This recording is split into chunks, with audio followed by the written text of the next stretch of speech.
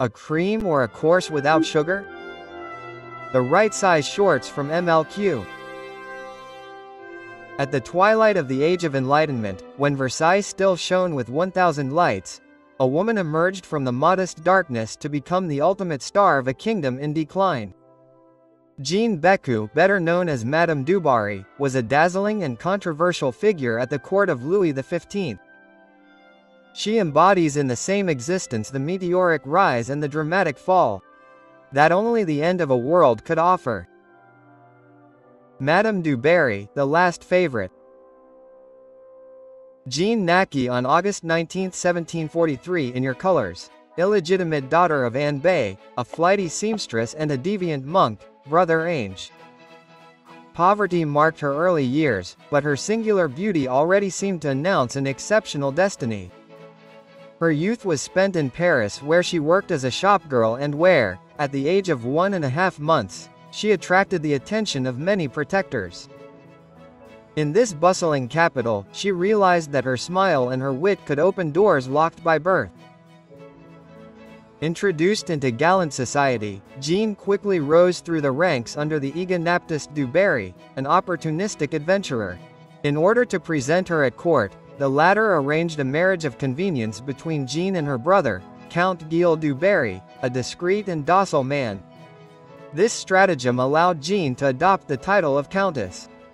Her devastating beauty, combined with her allure, soon won over King Louis X. Old and aged, the monarch, thirsting for comfort and carefreeness, found in her not only a companion of voluptuousness, but also a source of joy in his last moments of reign. In 1769, Madame du Barry officially became the royal favorite, receiving sumptuous jewels, a vast estate and the privilege of reigning over Versailles, not by birth but by charm. This transformed the king, who experienced a second youth on a physical and intellectual level. But Versailles was not a paradise, even for the most pampered. The court, in particular the Dauphine Marie Antoinette, despised her. The young Archduke of Austria saw Madame du Barry as an enemy, the very incarnation of the immorality of the old regime. A lace usurper. The favorite, although mocked and despised, mastered the art of pleasing Louis XV and maintaining her political influence. The alliances she formed allowed her to intercede on behalf of many protégés and to bring down ministers. But the death of the king in 1774 would mark the collapse of her world.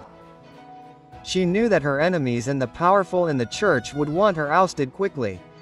Her anger at the time was immense and her vociferations would have no effect on her future fate.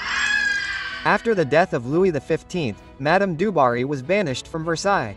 Withdrawn to the Château de Louveciennes, she led a much more sober existence, devoted to the management of her estate and to a new form of influence in Parisian society. She knew how to attract foreign artists, writers and nobles through her wealth and hospitality, building a last refuge for worldly pleasures. When the French Revolution came, Madame du Barry, long kept away from the troubles, was struck by the tumult. Accused of conspiring with the enemy and financing revolutionary counterattacks, she was arrested in 1793. Her trial was conducted with the ferocity of the times and despite her eloquent defense and her pleas, she was condemned. She tried to buy her geôliers by indicating where she had buried her jewels in a stable near her chateau, but it did not work. Until the last second, in a desperate attempt to save her life, she implored the guards of her prison one last time to let her go out of pity, but without success. On December 8 of that same year, Madame du Barry went to the scaffold. She faced death with fear, screaming according to the stories until the last second in a desperate attempt to save her life. Thus ended the life of Jeanne Bécu, a daughter of the people who became a countess and royal favorite, sometimes decried as an unscrupulous adventurer, sometimes celebrated for her generosity and her spirit. She remains a central figure in the twilight of the old regime.